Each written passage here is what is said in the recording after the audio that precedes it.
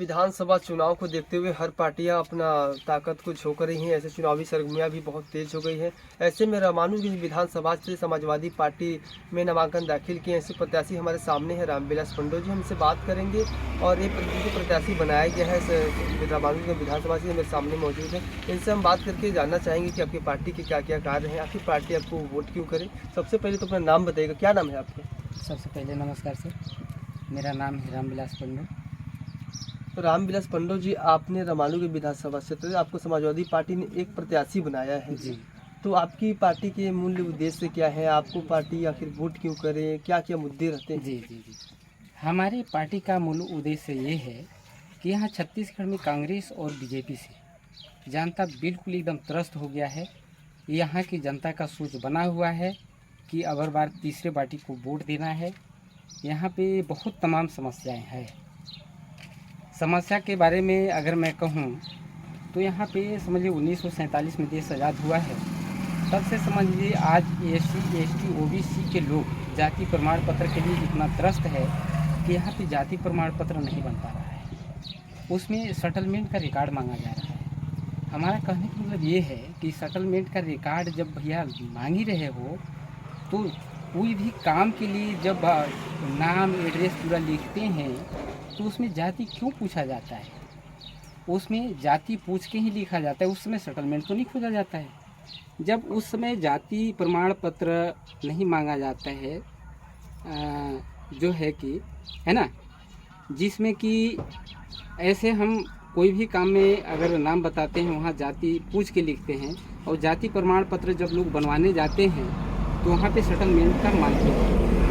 और दूसरी चीज़ सर, यहाँ SC ST OBC यानी अनुसूचित जाति अनुसूचित जनजाति एवं पिछड़ा वर्ग के लोग, यहाँ जो भी आरक्षण बनाया गया है सिर्फ कागजों में है।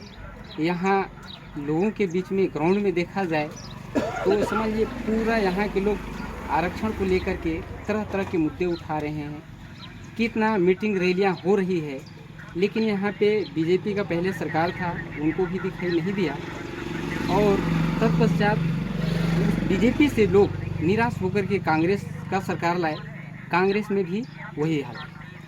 और इसके बाद यहाँ पे अगर देखा जाए तो वन अधिकार पट्टा का जो है 2006-7 में इसका वन अधिकार कानून बना हुआ है, लेकिन यहाँ पे मैं बता रहा हूँ कि 25% लोगों को भी इसका लाभ नहीं दिया गया। तो यहाँ जितने भी हैं किसान लोग, जैसे 3-3 4-4 पीढ़ी से काबिज करके खेतीबाड़ी करते आ रहे हैं, उस ज़मीन में जैसे धान लगा रहे हैं, धान कमा रहे हैं, लेकिन बेचारे लोग सोसाइटी में नहीं बेच पा रहे। सबसे बड़ी मुद्दा है सर। और वहाँ से धान कमा करके ये समझिए दुकान में भी बेचना चाहें तो दुकान में भी नहीं बेच पा रहे। और आज अगर देखा जाए तो खाद महंगा हो गया, बीज महंगा हो गया, डीजल महंगा हो गया, जुताई महंगा हो गया, मजदूरी महंगा हो गया।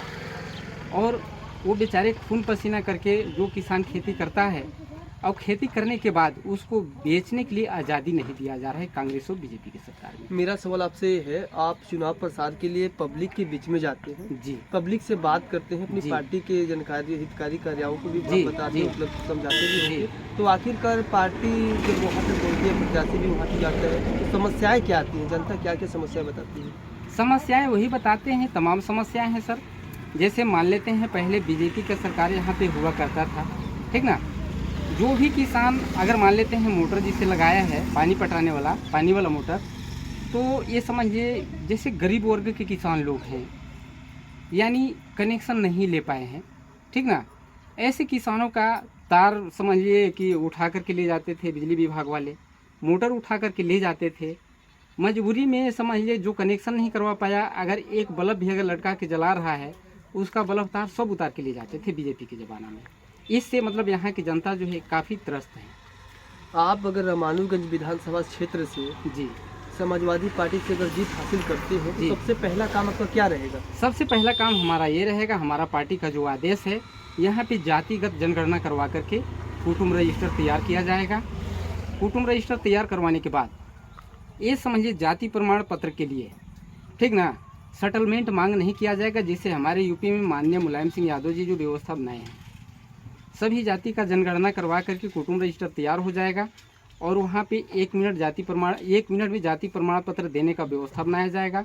और किस जाति के किस वर्ग के कितने लोग हैं उसके आधार पे उनका तो साफ कहना है कि जिसकी संख्या भारी उतने हिस्सेदारी।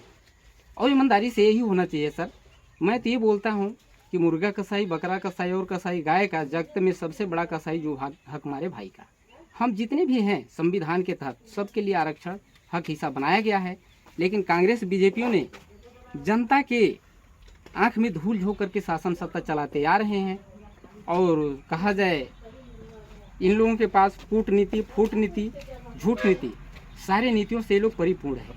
इसलिए यहाँ की जनता जो है पूरा त्रस्त हो चुकी है। तीसरा पार्टी का मांग किया है और तीसरा पार्टी का यहाँ विधायक बना है। रामानुजगंज विधानसभा क्षेत्र से कद्दावर नेता कहे जाने वाले भाजपा के उनको रामविजय नेताम जी को भी टिकट मिला है, प्रत्याशी के रूप में उनको मौका दिया गया है बीजेपी के द्वारा।